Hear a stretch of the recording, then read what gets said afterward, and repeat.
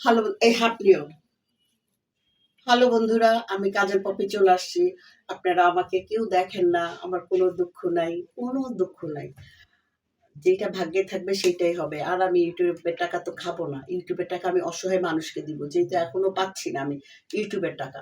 আমার নিজের টাকা দিচ্ছি। ইভেন আমার পাশে অনেক ভাইরাই দাঁড়ায়, অনেক ভাইরা দেয়। তো শুকুর আলহামদুলিল্লাহ। তো আমার জন্মদিনের উপলক্ষে বাবুল ভাই সৌদি আরব থেকে বলছে কি নিবেন কাজল আপু, আমি কারোটা পড়ি না। কেন আমি এমনি আমার কারোটা পড়তে ভালো লাগে না বা কারো কোনো কিছু নিতে ভালো লাগে না, যাই হোক। তো আমাকে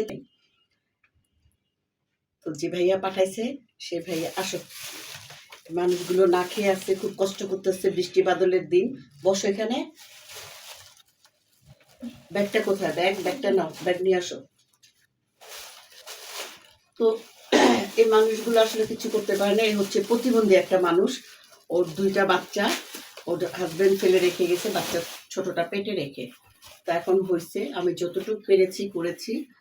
তো ওকে সাহায্য করার মতো কেউ আসে না, ওর পাশে দাঁড়ায় না। তো যাই হোক, একটা ভাইয়াকে আমি যখন বললাম ভাইয়া তুমি তো আমাকে, বাবুল ভাই আমাকে জন্মদিনের গিফট দিতে চাইছো, জন্মদিনের গিফট দিতে হবে না, তুমি একটা অসহায় মানুষের জন্য কিছু ইয়ে করো। তো ভাইয়া আমার 1,000 টাকা পাঠাইছে। তা আমি ওকে দিলাম, আরেকজনকেও দিব, কালকে আসবে, আসলে আমি দিয়ে দিব। বৃষ্টির মধ্যে আসতে পারতেছে না, ওর পেটে ক্ষুধা, সেই জন্য ও আসছে বৃষ্টিতে। কি নিয়ে আসছস? সাথী। আচ্ছা, তোর মা কি করে? মা ভিক্ষা করে। ওর মা হচ্ছে ভিক্ষা করে, একটা পাও নাই, আর চোখে দেখে না। অনেকে হেল্প করছে, ওর মাকে অনেকে হেল্প করছে, ওকে কেউ না করলেও ওর মাকে অনেকে সাহায্য করেছেন, অনেক ভাইয়েরা। অনেক ধন্যবাদ আপনাদেরকে। আমি আরেকজনকে দিব, যেহেতু ভাই 1,000 টাকা দিছে, 5 কেজি চাইলে তো আর 1,000 টাকা যায় নাই, তো আরেকজনকে দিব। ভালো থাকবেন, সুস্থ থাকবেন। আমি ওনাকে দেখাবো, তারপরে ওনাকে দিয়ে নিই, আরেকজনকে দিয়ে নিই। হ্যাঁ, তারপরে আমি আপনাদের সাথে কিছু কথা বলবো। ভালো থাকবেন। বোন আসো, দেখেন চেহারা কত মিষ্টি, অথচ ভাগ্য কত খারাপ, একটা ছেলে একটা মেয়ে। জামাই কাজ করে না, জামাইয়ের বাড়ি থেকে চলে আসছে মায়ের কাছে। এখন মায়ের কাছে এসে তো মারও স্বামী নাই, বাবা নাই, একটা বোন আছে চাকরি করে গার্মেন্টসে, এখন চলতে পারে না। দেখেন একটা জামা কাপড়ও নেই যে বোনের জামা পরতেছে, এসে খুলনা পড়তেছে। তো একটা ভাই আমাকে টাকা দিচ্ছে 1,000 টাকা, একজনকে চাল দিলাম, আর এই বোনের জন্য একটা ড্রেস দিলাম। যদি কেউ বিয়ে করতে চান, যে 2টা বাচ্চা সহ, তাহলে করতে পারেন। তাইলে বলবেন, আমি ওর নাম্বার আপনাদের দিয়ে দিব।